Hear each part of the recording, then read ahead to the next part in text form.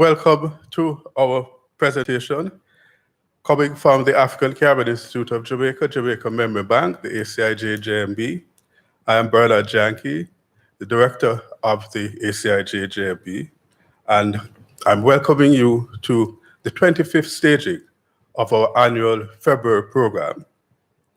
The ACIJ-JMB will be hosting a series of lectures and presentations during this month of February under the theme Jack Mandora, the roots of Afro-Jamaican storytelling as an element of intangible heritage. To kick off this series is my colleague and good friend, Dr. Amina Blackwood Meeks, college orator at the Edna Manley College for the Visual and Performing Arts. And she will be delivering the first lecture titled Storytelling, as Tangible as Jerusalem Schoolroom. Dr. Blackwood Meeks has a long history of work in both the culture and communication sectors, starting way back. And I'm not trying to age her by saying that, but just to point out to her varied and deep experience in the field. It gives me great pleasure, therefore, to invite Dr. Blackwood Meeks to address us. Thank you. Thank you so very much, Mr. Bernie, my dear friend. And congratulations to yourself and the ACIJ for having maintained this for 25 years of our history. That's nearly half the time that we have been independent. So that's a fantastic achievement. I know that it began as a February observation, and then it coincides with Black History Month. And Black History Month is as good a time as any to remember and salute Carter G. Woodson, who is sometimes called the father of Black History Month. And of course, our own Marcus Messiah Garvey, whose challenge, "Up ye mighty race," will continue to haunt us and everything we do until we are firmly on our feet. I am honored and delighted to be able to participate in this year's activity and to do the kickoff lecture. So I want to start with the context of this month, February, Black History Month in the year 2021.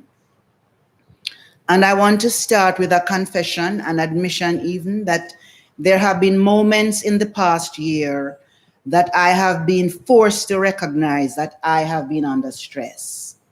According to Edward Said, one kind of stress is marked by a sense of disorientation and morelessness, and is called culture shock. So-called minority groups and people of color are probably experiencing chronic cases of this when they realize the differentiated treatment for them in the COVID-19 pandemic, which is inferior to that afforded their white and other color counterparts. That is a simplistic way of referring to the United Nations call on World Peace Day, September 2020, for the world to talk about how the pandemic promotes discrimination and threatens peace. But it will have to remain an important part of the concentric circles, which so often was featured in the presentations of the late Kamau Brathwaite, as he delved into the importance of nation language and the web of related identity issues. One of those circles for us at this time might be a constant feature of our existence since we first encountered Christopher Columbus seeking financial assistance for the war chest of Europe. There undoubtedly have been times when the shock has peaked, each peak forming another circle. 1938, when the workers in the region who had been at the bottom of the reward for labor ladder demanded that their contribution be recognized as essential and be compensated accordingly. I'm putting 1948 to 1973 together in a period loosely referred to as the Windrush years. Sometimes we believe it stopped in 1950, and then persons recall that their uncle or their aunt was still going.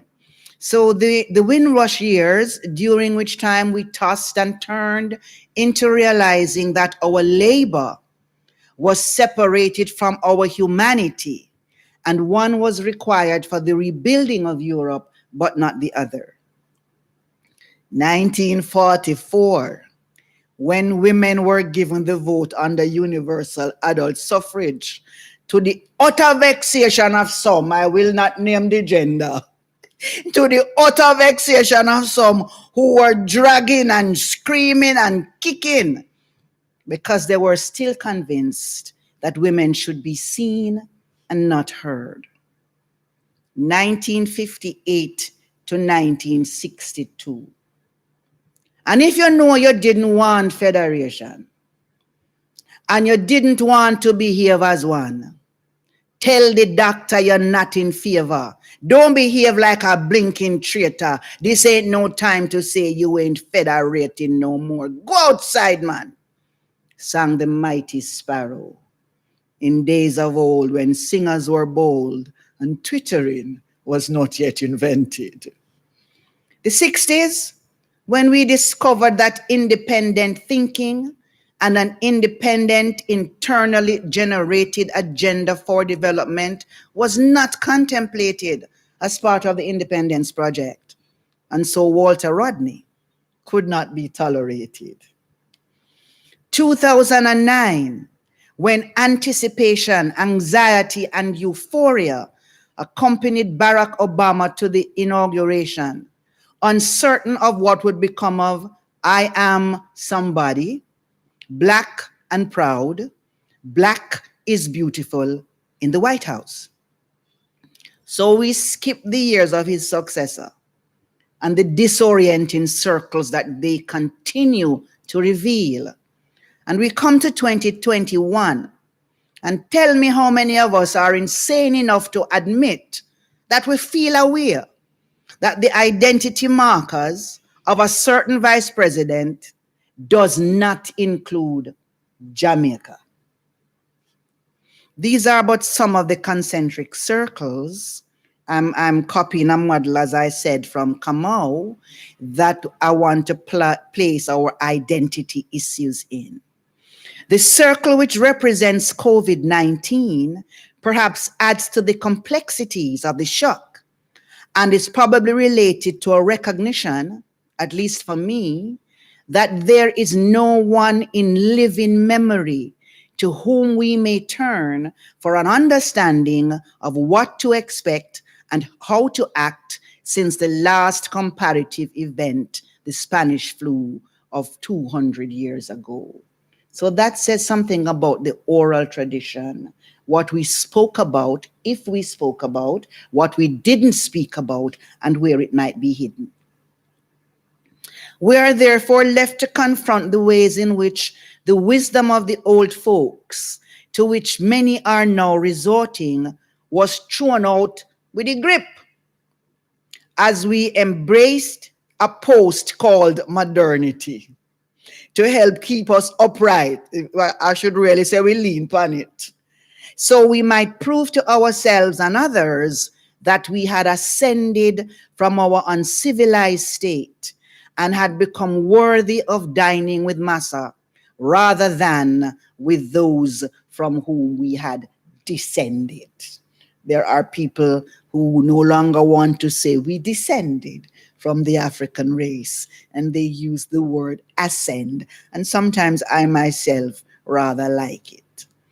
We are forced to dip into that bag which helped us to assist the people in New Orleans after Hurricane Katrina, who had forgotten that they could cook on wood fire and needn't have gone hungry in the absence of the electric cooker, till Jamaicans come out and say, then look how much tree blow down. In that same grip, we found and inundated our call-in radio programs with the cure for chickpea. And I saw Father Abraham stretch forth the palm of his right hand to take me over Jordan River. I saw Father Abraham stretch forth the palm of his right hand to take me over Jordan River. I saw Father Abraham stretch forth the palm of his right hand to take me over Jordan River. In Jerusalem, schoolroom. At every encounter with insanity and dislocation, there have been those of us who have gone back to Jerusalem's schoolroom and engaged in various iterations of remember when? I would love to have an indication of how many graduates of Jerusalem schoolroom are here today. Okay, maybe you never graduate. It never work out. You did just pass through. The Boy Who Remembered is a Nigerian story. It revolves around a hunter who, not having returned from a hunting trip, had been presumed dead, and all the burial rites were conducted without the verification of death and grief in that society. As he grew, the youngest son, born after his father's disappearance, noticed that his family, unlike the other families in the community, each had a mother and a father. Consequent on the questions he raised about his missing father, his mother and brothers came to accept that they had acted contrary to their tradition in a number of ways, which caused the oldest brother, the man's oldest brother, not to act according to tradition and step in to perform the role of their father. This upbringing could be referred to in the context of the African-based religions in Jamaica as the Jerusalem schoolroom. It is a concept rooted in the meaning of Jerusalem as holy sanctuary, as well as a site of learning, meaning making, and knowledge transfer. Moreover, it represents not just that which is sacred and holy, but that which is right. Many challenges attend upon Jerusalem schoolroom. For one thing, it don't have no physical address. For another, its proudest graduates are to be found among the revivalists and the Rastafari, the only indigenous African-generated religions in Jamaica. People who consider themselves sensible and sane do not go there. They don't go to revivalism, they don't go to Rasta, and they certainly do not go to Jerusalem schoolroom. That is like saying you want to study at the Edna Manley College of the Visual and Performing Arts, and somebody say, show me what them do up there. Intangible. An intangible thing lacks substance. It is very difficult to evaluate, but it have names like patents, copyright, franchise, goodwill, trademarks, and trade name. This is in contrast to physical assets, which are usually financially assessed. Them have names like real estate, house, land, car, theater, lecture room, and so on. So storytellers cannot find a physical home, an asset with a physical substance, because although the value of the location can be known, what is the sense, i.e. the dollar value, of using it for storytelling, a thing that lacks physical substance? but may be described as an intangible cultural heritage. Since I have just referred to UNESCO, we said two award by UNESCO, make them stand up and defend themselves. There is an online document on cultural heritage in which UNESCO invites us to browse the lists of intangible cultural heritage and the register of good safeguarding practices. I did more than browse it. I took out the ones that jumped out at me. So the list is in two segments. And the first segment is list of intangible cultural heritage in need of urgent safeguarding. And under that, we find ancestral musical sound knowledge and skills from Namibia. We find hand weaving in Upper Egypt, and we find traditional knowledge and techniques associated with Putumayo from Colombia. The second set, representative list of the intangible cultural heritage of humanity. Oral traditions, knowledge and skills of construction, maintenance, and equitable water distribution from the United Arab Emirates. The art of crafting and playing the mbira, which some of us know as the thumb piano, Malawi and Zimbabwe. Let me skip down. Hawker culture. You know, we have Higlas. Hawker culture in Singapore. The musical art of horn players, an instrumental technique linked to breath control, France, Belgium, and Luxembourg. Trust me, I'm going to read the whole list. I'm going to go on like me intelligent, till them include food and music. Then my mind turned to roast yam and pepper swims, Upper Melrose Hill, and Sly and Robbie with the drum and the bass. An intangible technique produce something tangible that can fill my belly. And then two tangible instruments produce something that Jamaica fight for to be classified as intangible world heritage in music. This is the kind of explanification, and some of you might associate that word with the late Freddie Hicklin, and you will be correct.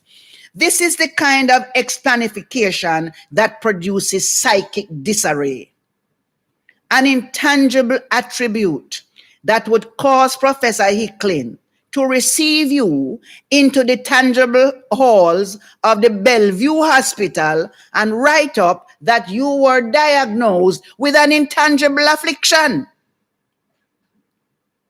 Just like how an intangible thing called COVID-19 reveal how we really feel about the tangible Cuban medical brigade who up and down the world say them have the cure.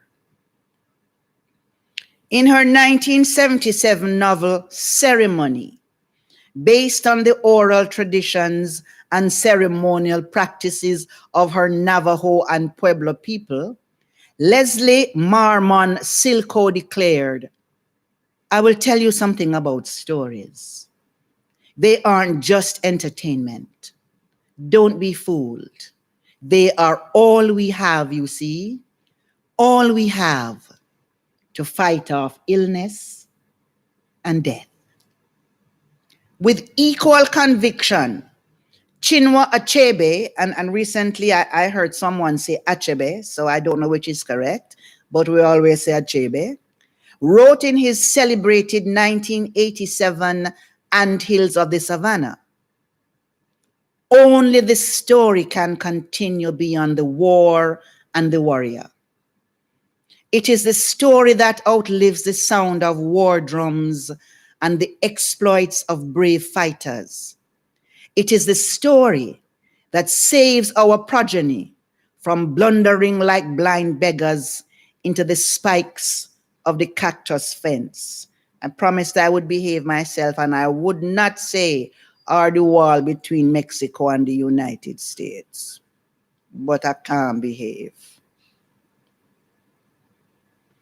He gave I a message to all those people who no love progress, who no love progress. And now I know that I have upset some people by the intangible memories that this song just stir up. An intangible thing that captures a moment in time from an era best forgotten, some people would have us believe, and filed in distant places of intangible historical pages. Then you juke them with the minimum wages, which has not been raised for the newly discovered essential workers, as we hasten to find our way back to abnormal. Equal pay for women, equal pay for women, and even Joy Reid, the newly minted, highly rated nighttime anchor at MSNBC, when searching for words on the unfolding of the January 6th drama at the Capitol building, could only say, I feel aware. That untranslatable expression of intangible Jamaican cultural heritage, I feel aware, to inform her audience that she was feeling, maybe like me, a bit unbalanced, off balance. And you know what? They identified with it. And our pride in how the world revels in what we have and how we call our cultural policy something about the superstate. And that we might just be right to describe this nation as a cultural superstate, even if it builds on structures that are intangible. There is something about Jerusalem's schoolroom that is at once revered and tangentialized, valued as world heritage, but is not really seriously applied because it is a concept that two sets of marginalized people hold sacred. So we might sing it. We might even go to a couple bingy or a revival table, enjoy it, and then forget it. We use forgetting here to mean repressed as a result of the brutality of deculturation and the internalization of colonial teaching that who we are and what we have are not worthy of our memory or anyone else's for that matter. And I promised myself that I could test it by investigating, for example, how widespread is the knowledge or memory of 1968 in Jamaica. I'll go and do it one day. According to Cecilia Coimbra, a Brazilian psychologist and former political prisoner, there is forgetfulness which is produced by the state. It is the outcome of constructing history in a deliberate attempt to divide people into winners and losers. Coimbra sets out that the role of the media, classification of documents, the phenomenon of missing people and accidental deaths are central mechanisms through which the state functions to give meaning, quote, to certain facts in disadvantage to others. These latter are not only forgotten, when remembered, they are disadvantaged and lessened, close quotes. The consequences of this cultural denuding have been discussed by Guyanese historian George James in Stolen Legacy and Kwame Nkrumah in conscientism, among others. According to J.A. Rogers, stripping away of heritage is often so complete that some cultures remain unaware not only of what has been lost, but critically, as outlined in his World's Great Men of Color, of their place in a tradition of making immense contributions to the history of humankind.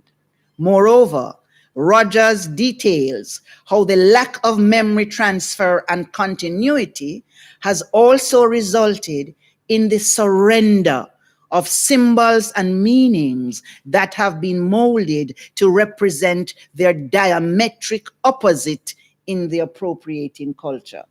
And some of us might remember when one of our boys' schools used a particular symbol on their flag at boys' camps, I think it was, and they were soundly chastised, and the discussion began about the origin of that symbol. So that is one. So too is the hat, which the Ku Klux Klan, and there are many others. The role of colonial education in producing forgetfulness is a concern expressed by Guyanese historian and activist Walter Rodney in How Europe Underdeveloped Africa. Highlighting the role of education as the vehicle for social cohesion, he invites consideration of the consequences of its deliberate restructuring in accordance with an agenda not designed by or intended for those operating within the structure.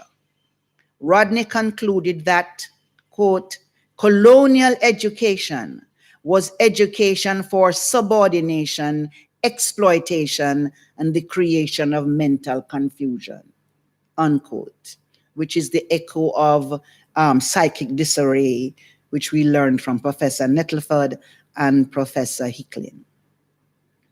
Forgetting is therefore discussed as the net result of the complex and multidimensional nature of social exclusion and the denial of effective participation in social, political, economic, and cultural activities.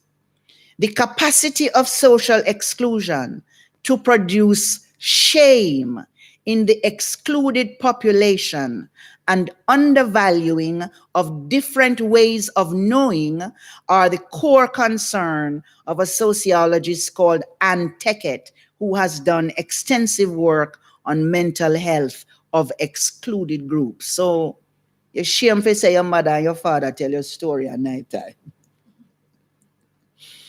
Senegalese philosopher and anthropologist Sheikh Anta Diop challenged the imbalance of information, which, while crediting European sources with the accomplishments of Africa, also seeks to discredit African sources.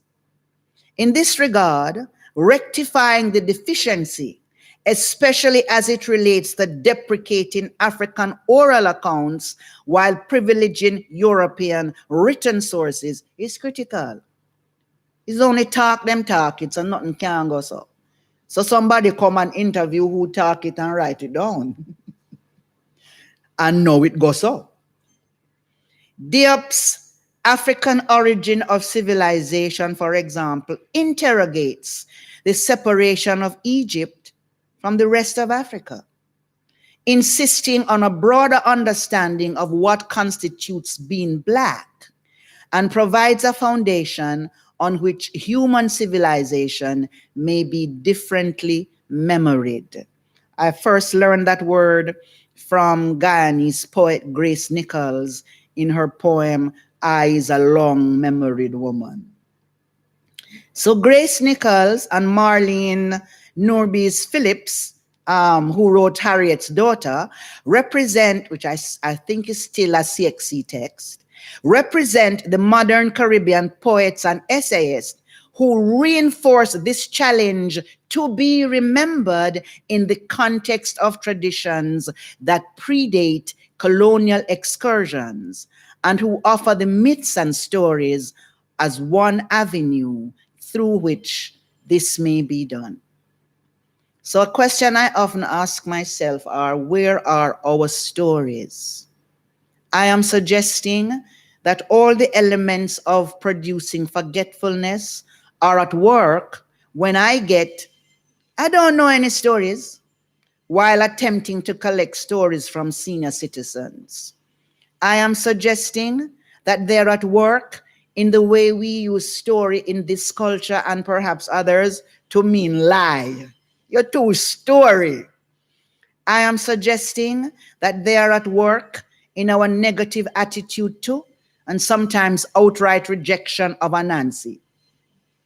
Him too black, him too small, him too cunning, him too wise, him too African to be me, to be worth remembering, to be worth valorizing in stories which already are devalued. And yet, I have observed what I call an explosion in storytelling online. It seems to be the dominant art form available in Zoom chats, in festivals, and the like since COVID. There are storytelling groups and storytelling communities, and one community has 4,000 members. There are storytellers I never heard about. There are story readers. There are story lovers. There are story podcasts, just mushrooming. And as far as some people are concerned, them kind of things is to reside in Heritage Week, where the TV station oblige we with a 2 minutes out of the whole week of programming that them call Heritage Corner. Our storytelling must be liberated from the corner of historical punishment. We must rip off the dunce cap that some people make for it, so that it can take its rightful place as one of the most powerful means available to us to influence, to teach, and to inspire, to forge connections between people, ideas, culture, history, values, and aspirations. We need to tell the stories through which we can build a world which is different from the one which COVID-19 has exposed. Allow Patrice Malidoma Some of Burkina Faso in West Africa to provide some of the answer from his book, The Healing Wisdom of Africa.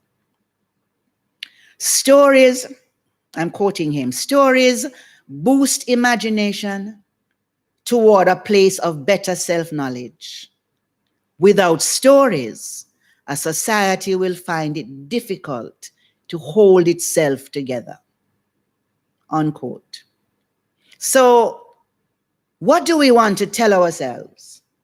Maybe the first question should be, do we want to hold ourselves together?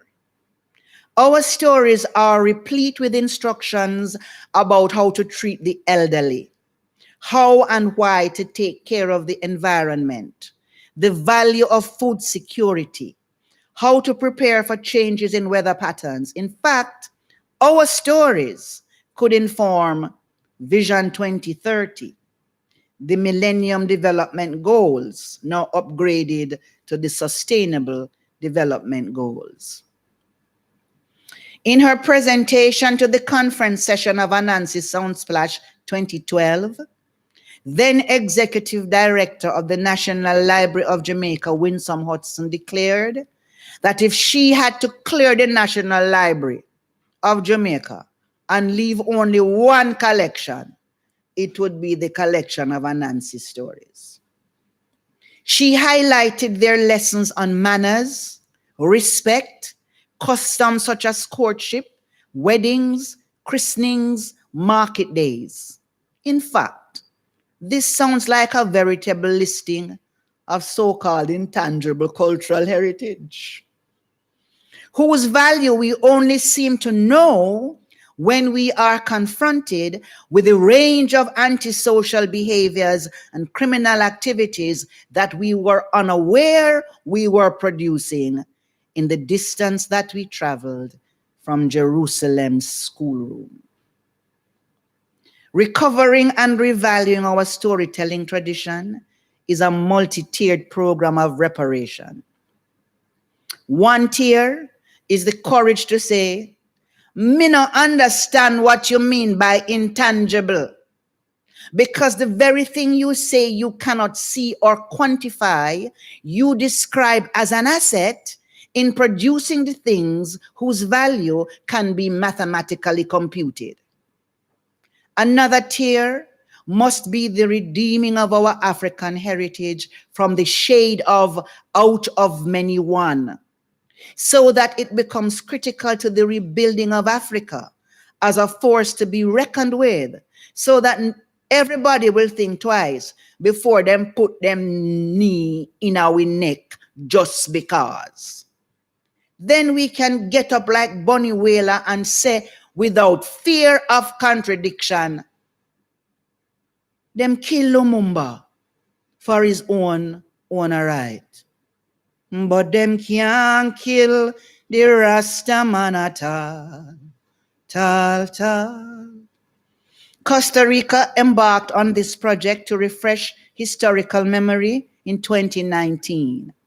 By presidential decree, the city of Alajuela was declared as Ciudad Palabra, the city of words, and its National Day, November 19, celebrated under the theme, Long Live the Storytellers for All Time. Less than 1 month ago, in 2021, Turkey announced that it was returning to its version of Jerusalem's schoolroom. It has embarked on a mission to preserve its fairy tales, regarding them, quote, as source and resource for generational continuity. And why are they doing it? Let me quote from what they released. Fairy tales teach us to wonder, to use reason, to be patient, to dream, to overcome obstacles, not to be intimidated, to struggle, to be good people, to fight against evil, to tell the truth, to detect lies and deceit, to resist and to listen. These values are universal human values. Times change, people don't. That's from their release as to why they have this project to collect and document thousands of fairy tales. Malidoma Some advises that the story must be chosen to reflect current matters so that everyone finds something to identify within the story. As they listen, people must find a place for themselves inside the story. This place will be each person's area of focus as, quote, they work to recall their deep identity, unquote. This is the purpose of Jerusalem's schoolroom. It is where we come to understand that we have inherited from the European lens and the restrictions of the English language a way of defining who we are that does not allow us to understand what we have and how wealthy that makes us. It is where we find that Marcus Garvey is correct. We have built great civilizations and we can build another to astonish the world. It is where we find that God of wit and wisdom, Kwaku Anansi, and his stories passed down from our ancestors, acknowledging that, as Louise Bennett said in her poem, Jamaica Elevate, our defense is not defenseless. Emerging from these concentric circles, we agree with Ben Okri in his essay, Birds of Heaven, that without stories, we would go mad. Life would lose its moorings or orientation. Even in silence, we are living our stories. Thank you.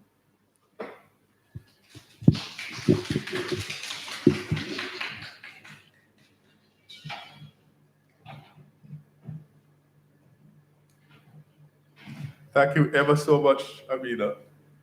And for those who thought that you're going to be treated to a feast of Adansi stories. I hope this has now awakened you to the depth of our oral tradition, the length of our oral tradition, the resilience of our oral tradition. We have a little space for comments. So if you type in your question or comment, we will try and take them briefly. I can't really make out.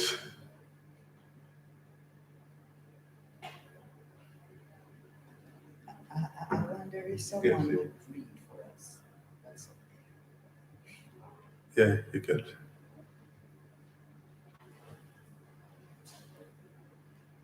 I can't see it. I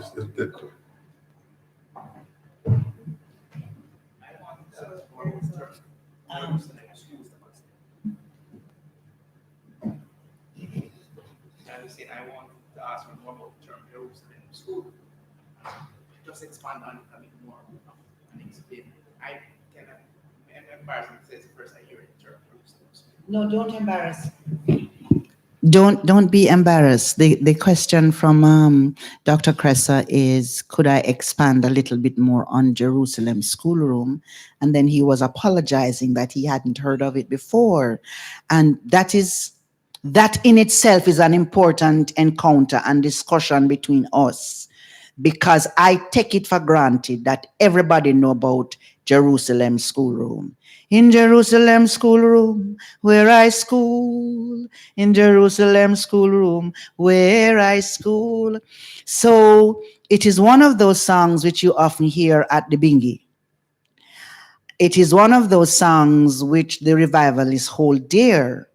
And perhaps you are aware that there is a crossover very often between the revival songs and the bingy songs. And the messenger, what's his name again? The messenger. Luciano. Oh. Luciano does it a lot. Yes. Luciano does it a lot. It's also a song that is sung at Nine Nights, because it is also representing a crossover. It's also a song that is invoked when people abdicate their responsibilities.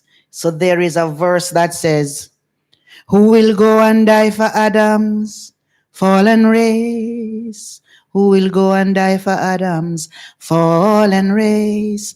Who will go and die for Adam's fallen race? In Jerusalem schoolroom. When that question was asked up in heaven, there was silence.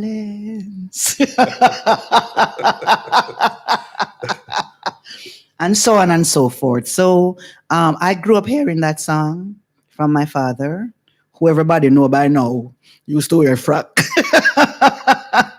was a revivalist. And so I've just taken it for granted that everybody knows that song. Why is it not more widely known? I don't know. It is perhaps one of those things that we need to investigate. Do the seniors who don't belong to Rasta or revival, do they sing that song? Do they know where the song came from? Do they have the same relationship to Jerusalem as I impugn in my presentation, that because it come out of the Bible now, Jerusalem is a holy place and a sanctuary and so on and so forth. And that's all I know about Jerusalem schoolroom. Does it help at all? Just to add very quickly to that, the spiritual home of revival, which is, the site of the annual quarters of, well, the first quarter of revival in Wat Town, in virtually the center of the island, is actually called Jerusalem Schoolroom. So it follows Yes.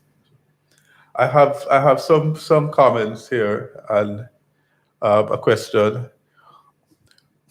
one person, Andrea Anderson, I hope she doesn't mind me calling her name, was rolling over. I'm not sure at which point in your presentation she really found it entertaining. Or she might have been in my aisle. Oh well, well she recovered enough to say DWL, yes Lord. So thank you, Andrea, for that. Azika Simba Gegele has a brief comment. Bravo, Miss Amina. Thank you for sharing your knowledge. And Chelsea Stevenson is asking if enough is being done to preserve storytelling in Jamaica. When that question was asked up in heaven, there was silence, because what that question forces us to do is to ask whose responsibility it is. And it is the responsibility of every storyteller. But it is also the responsibility of every grandmother who knows a story to pass it on. Among the Yoruba people, at the end of a story, instead of saying Jack Mandora, they touch someone and they say, I put it on you. And it becomes your responsibility to tell that story. It is also critically the responsibility of the government. Whatever is not memorialized and protected will fade, will disappear. And so it is a multi-level, multi-tiered set of responsibilities that we're talking about. It is the responsibility of those who believe that storytelling is for children and is a child-minding, babysitting activity.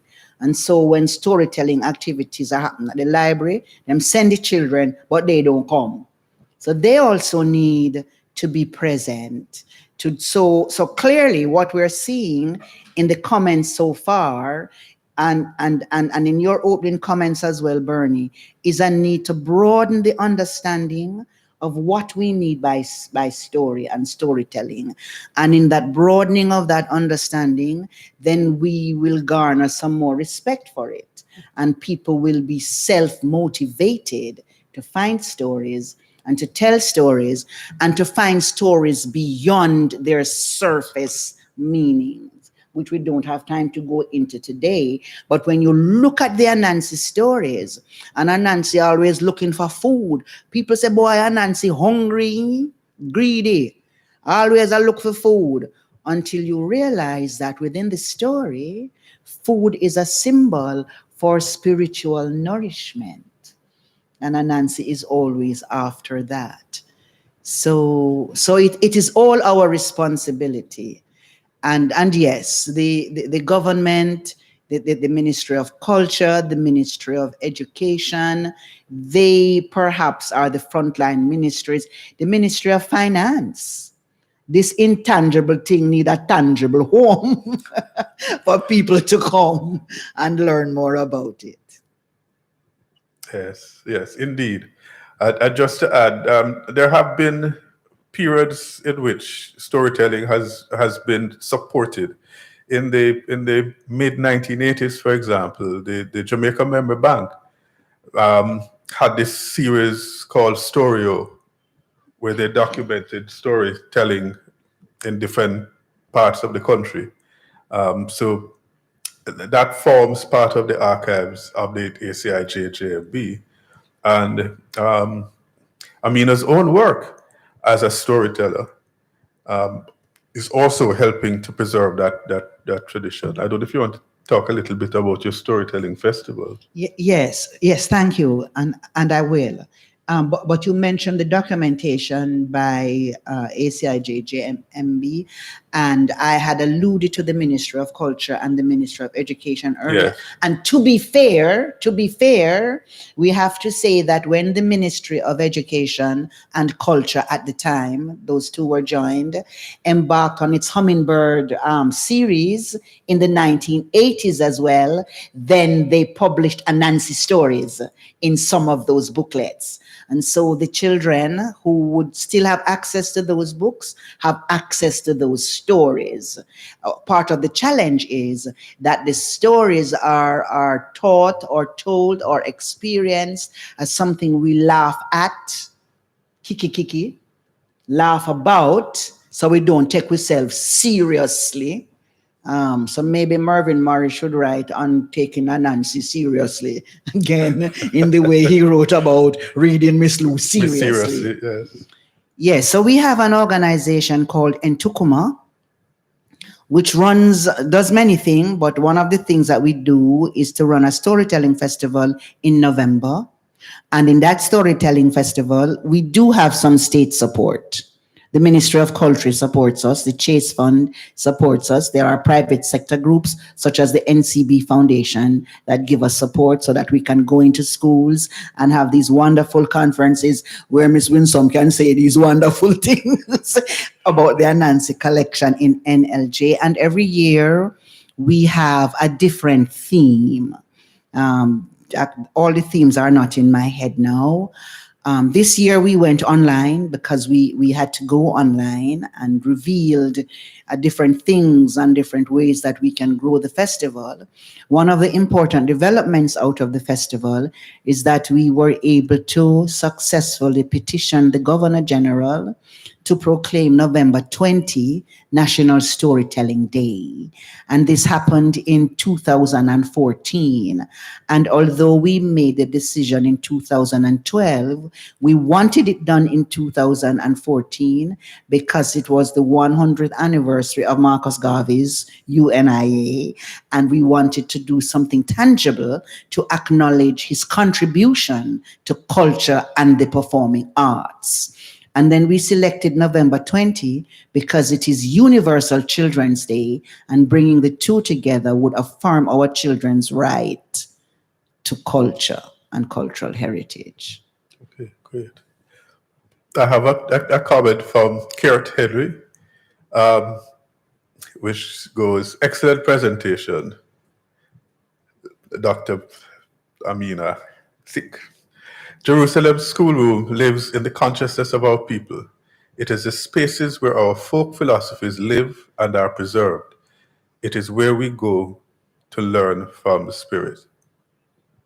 And Kurt is a practicing revivalist. Oh, give thanks.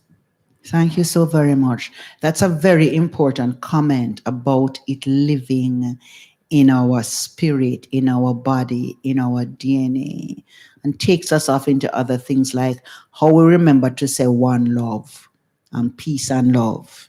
And that is so much a part of my response, because when they had done the excavation of the Friedensborg in Curacao, you remember that story? And they were, because they said them never have slavery. So how you find a slave ship? But when they were salvaging is the correct word, what it is that they found a ring which must have been worn by an African with the inscription, one blood. And here we are singing one blood and one love and one God and one everything. It lives in the DNA.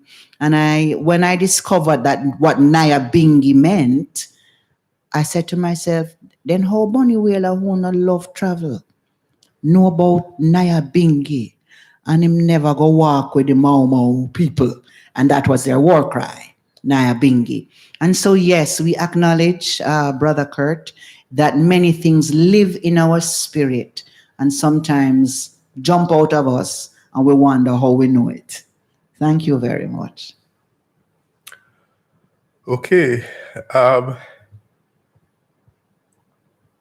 think that does it for us for today's session. And I really want to say a hearty thank you to Dr. Amina Blackwood Meeks for giving of her time and her knowledge, her intangible self to this program. And I thank you all for having tuned in. We will continue to stream this and our other presentations for the month. live and in some instances pre-recorded. But so please stay tuned. I have two parting comments from Andrea Anderson. Thank you, Dr. Meeks and Adziko. Thanks to all involved. You're most welcome. Stay with us. There is more to come. Thank you very much.